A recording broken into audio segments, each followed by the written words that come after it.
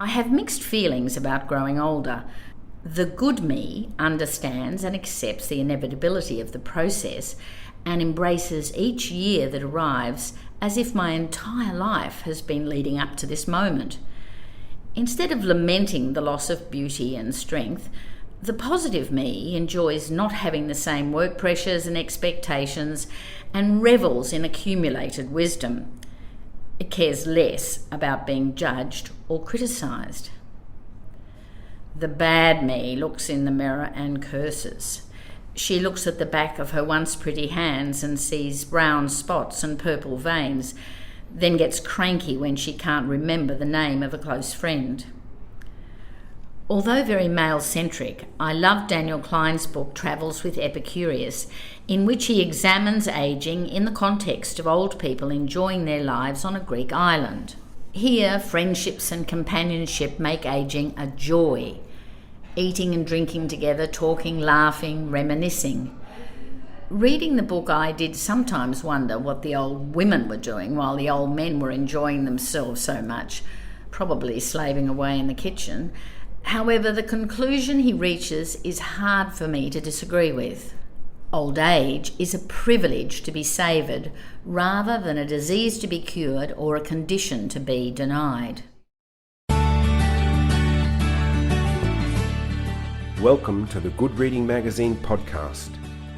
Good Reading Magazine is a monthly publication dedicated to books and reading and aims to help readers discover their next favourite book. You can find out more about the books discussed on today's podcast at goodreadingmagazine.com.au. Mary Moody, welcome to the Good Reading Magazine podcast. Thank you very much. Great to be here. Your early career was in journalism. Is it a case that once a journalist, always a journalist? Being a journalist is a little bit different from being an author. The good part of my journalistic training is that I'm very deadline oriented, and apparently, according to the publishers that I talk to, a lot of authors aren't. They just, however long it takes them to write a book, whereas if I know it's due in on the 1st of January, I get it there on time. I think also in journalism you're taught to write simply and to tell a story in an accessible fashion. So it's not so much about being a show-off with words. I have a personal philosophy that if there's a simple word that expresses something, then that's much better than a more complicated or a more tricky word. And so I think my journalistic training did teach me to tell a story and make it accessible to the reader. When I write a memoir such as this, which basically covers my whole life in one sense, it goes back to childhood and then it goes over more recent years, and in particular the last 7 years, the 2 years when my husband was diagnosed with cancer and I stopped work to look after him and care for him until he died, and then the 5 years afterwards.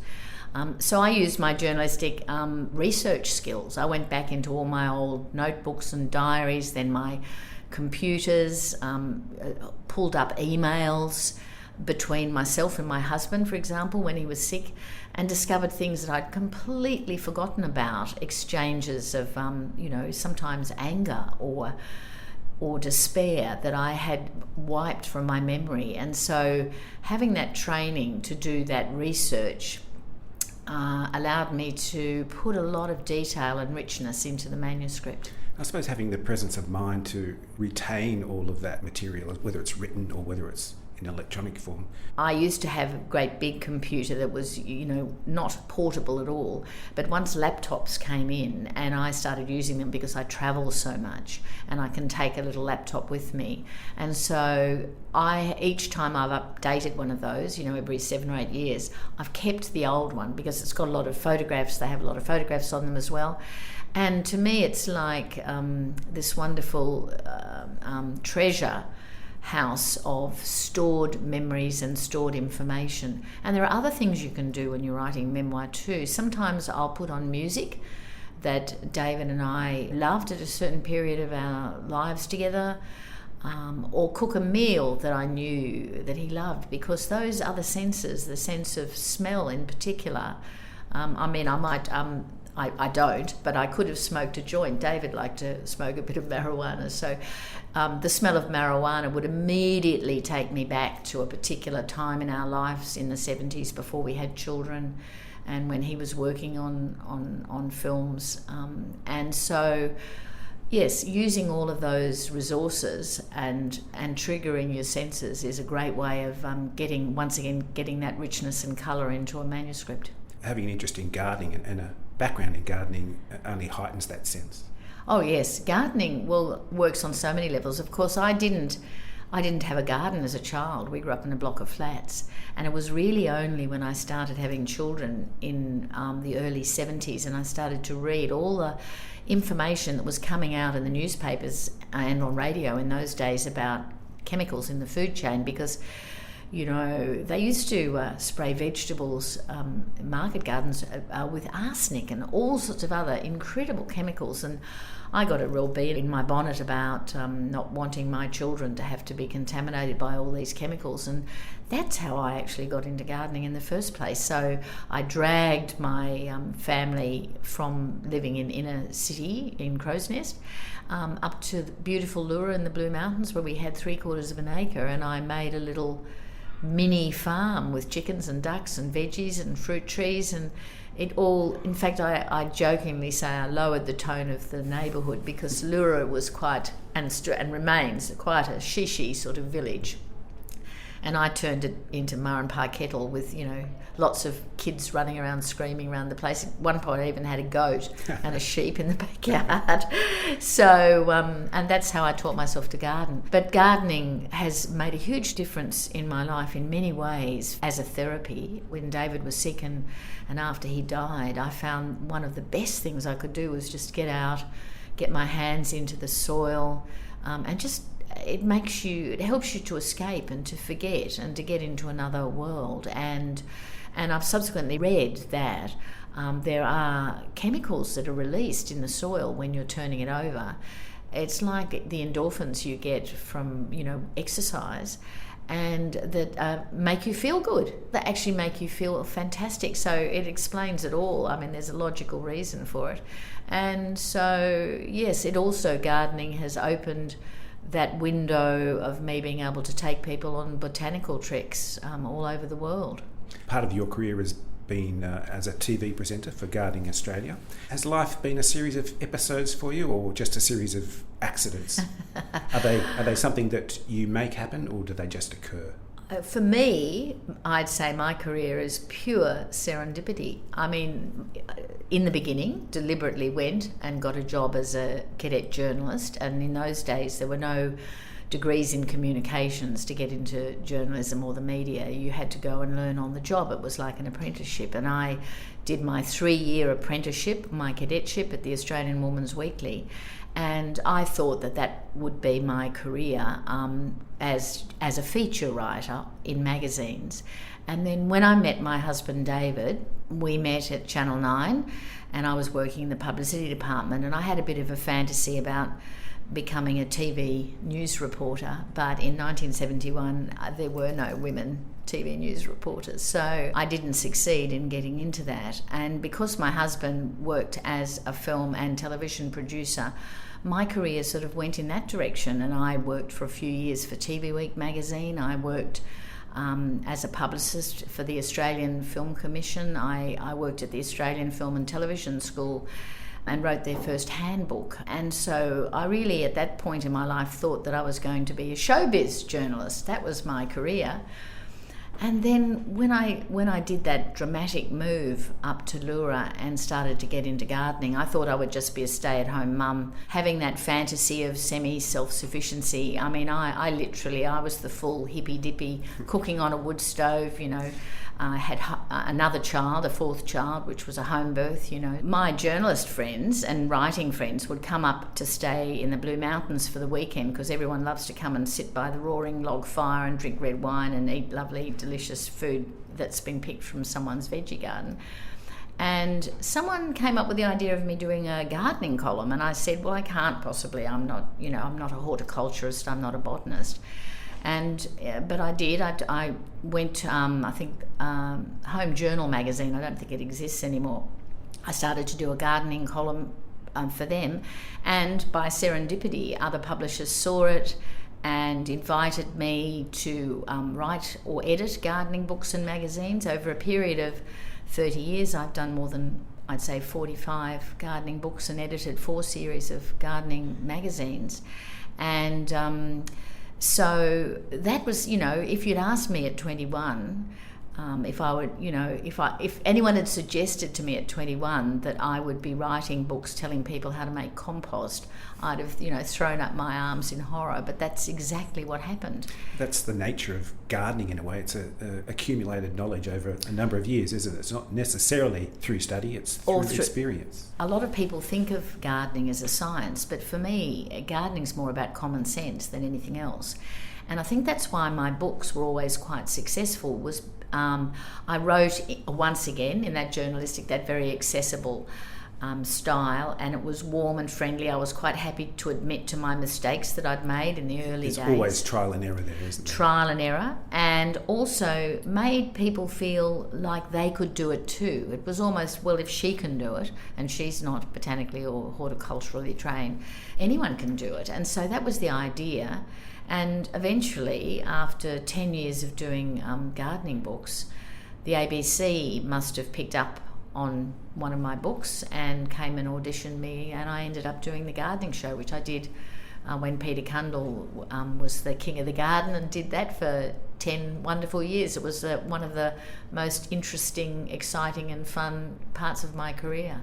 It's really an icon these days, isn't it? Perhaps it was then already. Well, it's been going for 30 years. I don't think there are very many television programs, Australian programs, that have been going for that length of time. And even though, the panel, I think there's Jane Edmondson from Victoria. She's still there. She was there when I was there, so she's one of the originals. But after 10 years of doing that, I then reached a point in my life where my children had all grown up and left to pursue their careers and their studies. When you live in the mountains, there aren't universities, and so they have to leave. It's quite actually good. They have to leave home at 18. And my mother, Muriel, who'd lived with us she lived with us for 26 years. She died not long before I turned 50, and suddenly I was in this position where I didn't have anybody. I had my husband, but he was very busy working on his film projects. Nobody was dependent on me anymore, and so I took off to France and spent 6 months living in a French village, and changed my writing from being a gardening writer to being a writer of memoirs and travel adventure stories. And 2 books came out of that period. Yeah, there were. Yes, so there was Au Revoir was the first one, Running Away from Home at 50, and that was interesting because the publisher wanted me not to write a travelogue. They wanted me to write a story about my life and what it was that had led me to make the decision at 50 to go and live in a French village. And I didn't think anyone would be the slightest bit interested. I wrote about my funny family, I had quite an unusual, they'd call it, what would they call it these days, dysfunctional family childhood. And I wrote about my career and my marriage and my children. And I wrote about what it was like to suddenly be free of it all and to have this 6 months of complete hedonistic fun living in a French village. And I really, as I said, didn't think anyone would be all that interested, but I think it was the subheading, which was Running Away from Home at 50. It's very appealing, isn't it? I think it appealed to so many people, men and women, the whole idea of escaping from your life for that precious 6 months.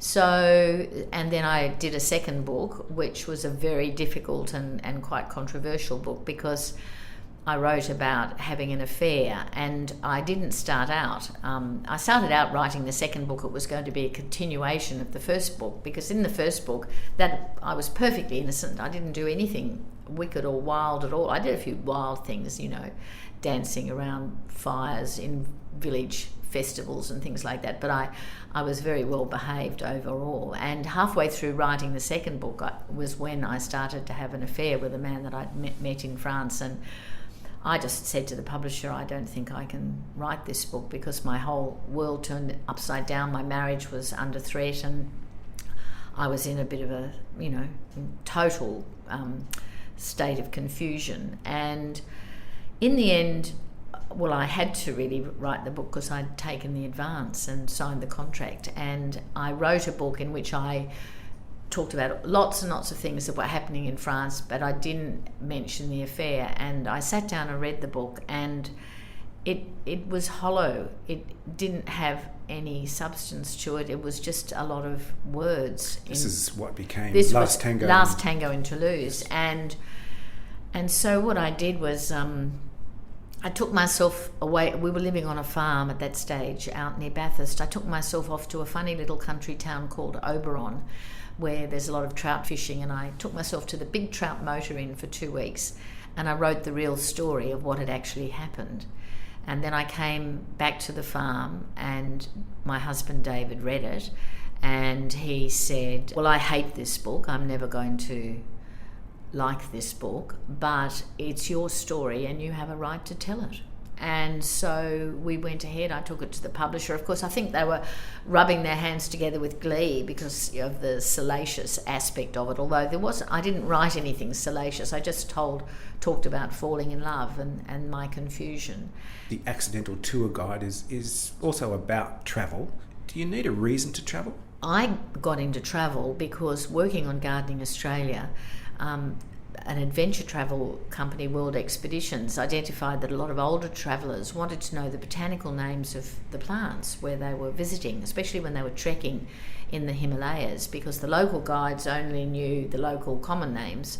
And so a whole bunch of different so-called gardening experts, or people with a profile in the gardening world, were invited to go with expeditions in parts of the they called them botanical treks in parts of the Himalayas, and I got completely hooked. I was absolutely hooked after the first one, and so that was one thing I did continue to do.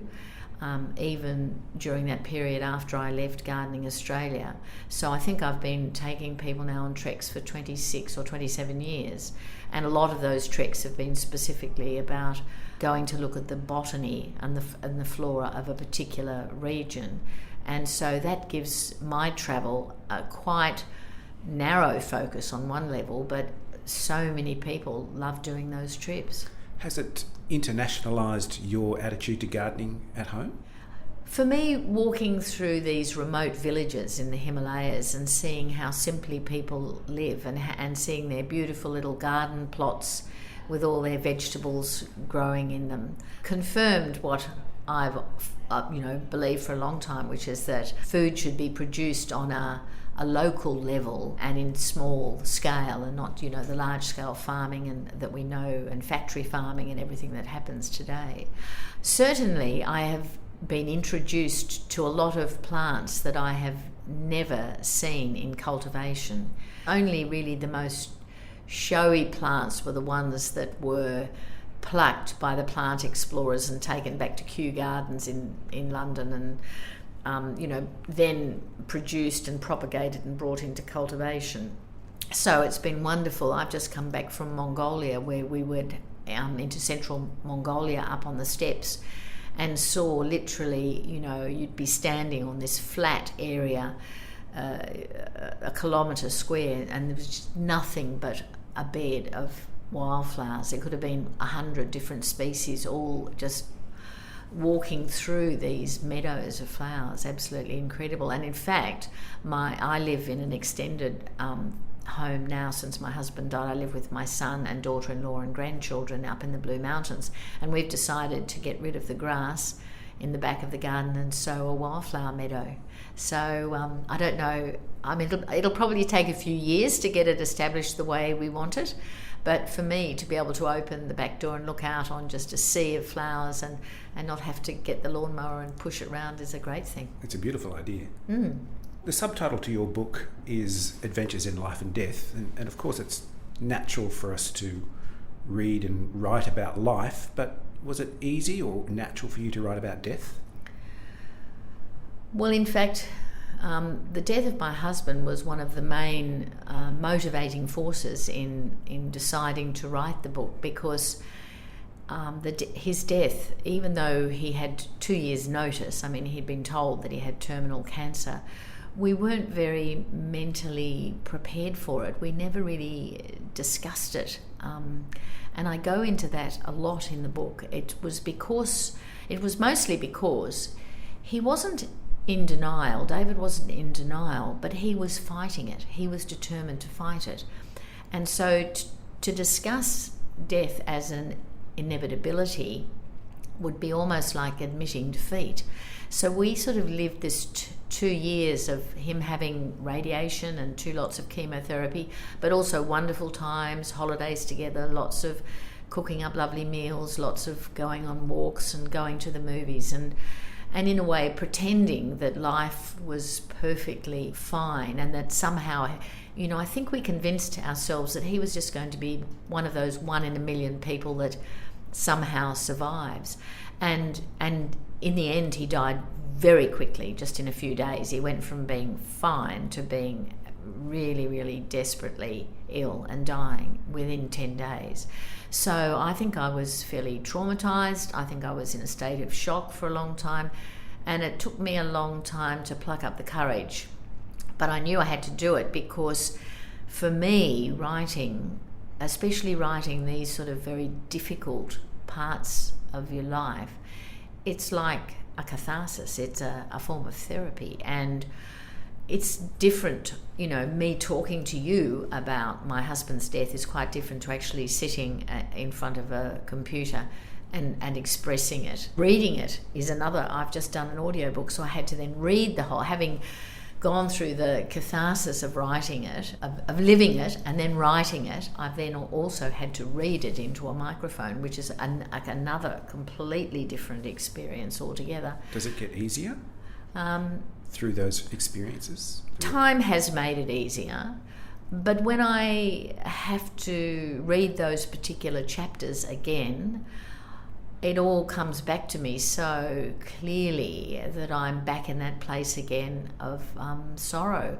And I think that one of the lessons that I've learned, having lost a life partner, is that, there used to be an expectation, I think, that, you could grieve for a year and then you had to get over it.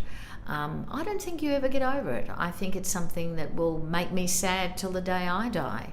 But I have got on with my life. I'm doing lots and lots of different things. I'm moving forward. I've chosen new destinations to take people to. I have, a sort of part-time relationship with a man that's very comfortable and easy. I've started a new garden, and I'm involved in my local community. I'm in a book group, I'm in a sewing group, I'm involved in, I have my garden open to the public, because there's up in the Blue Mountains we have a thing called the Edible Garden Trail, where people come and look at other people's vegetable gardens. So I've moved on with my life. I haven't just sort of ground to a halt. But I mean, even if I were to remarry, and I'm certainly not considering that, but I would always be sad when I read those chapters about David's death.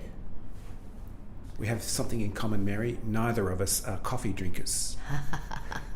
I'm always amazed at the fact that coffee drinkers need their coffee to start the day. They can't do anything without the coffee, whereas tea drinkers seem to be a bit more relaxed and enjoy the kind of ritual of preparing and drinking tea.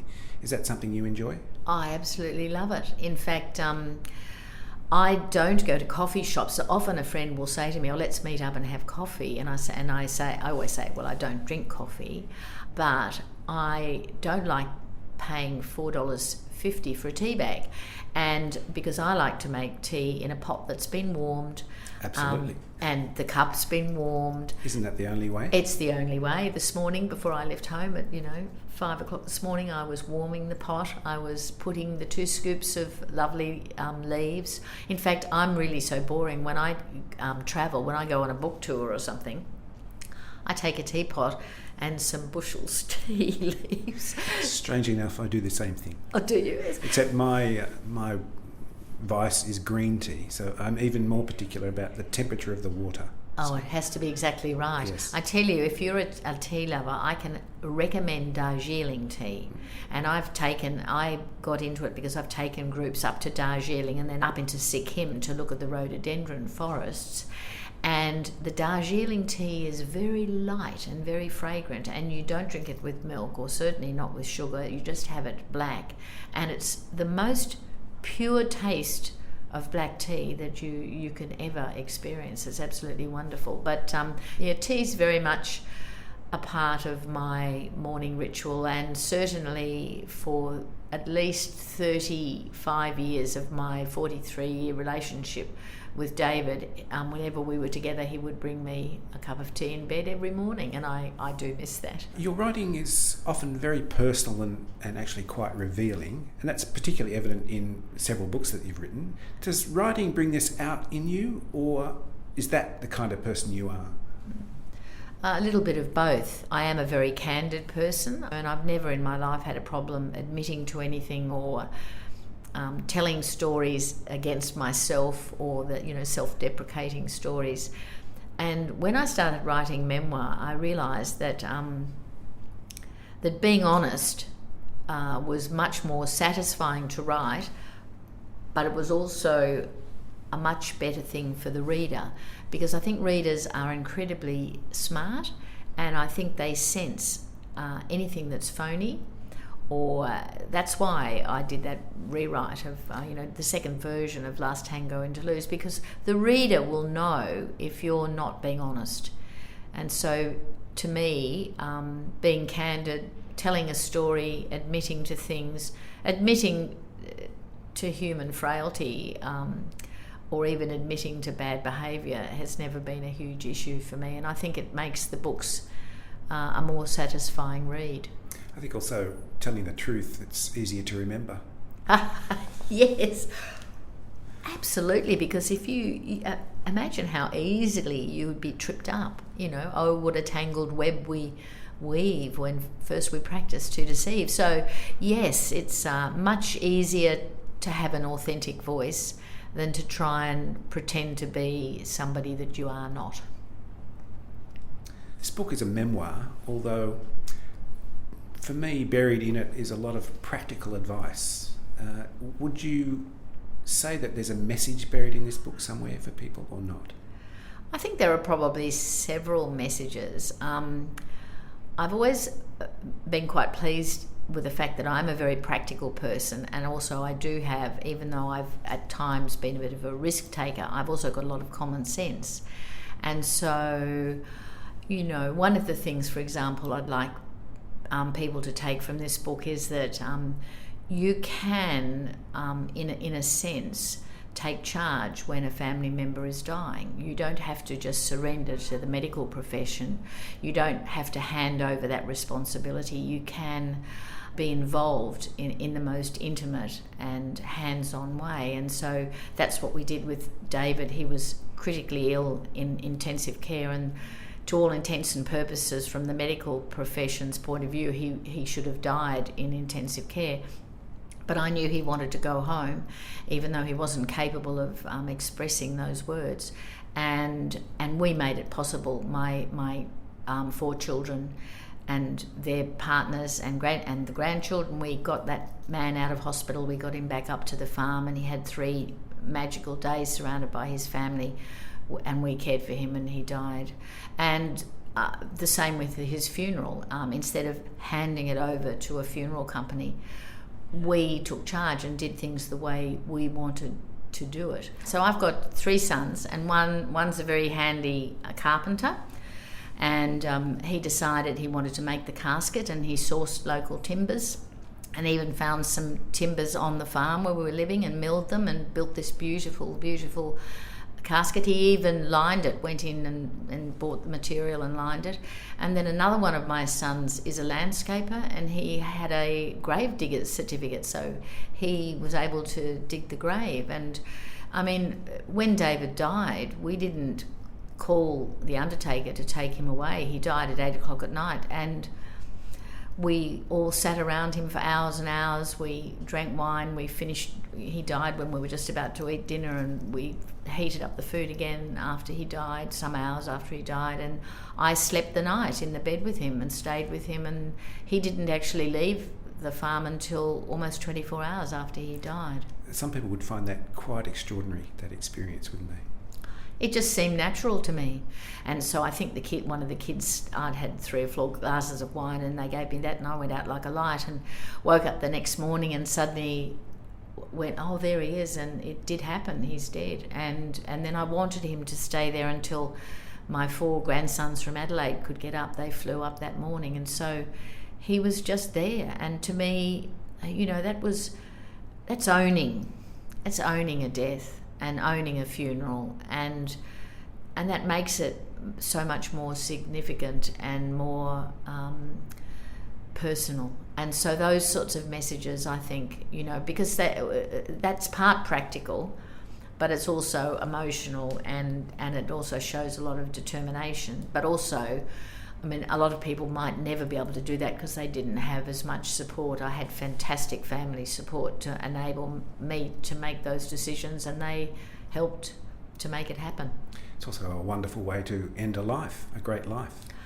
A wonderful way. I think I said to one of the kids, I said, it was as good as it could have been, given that it was shit that he died. It was as good as it could have been.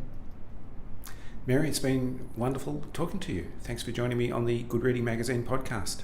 Thank you. It's been an absolute delight.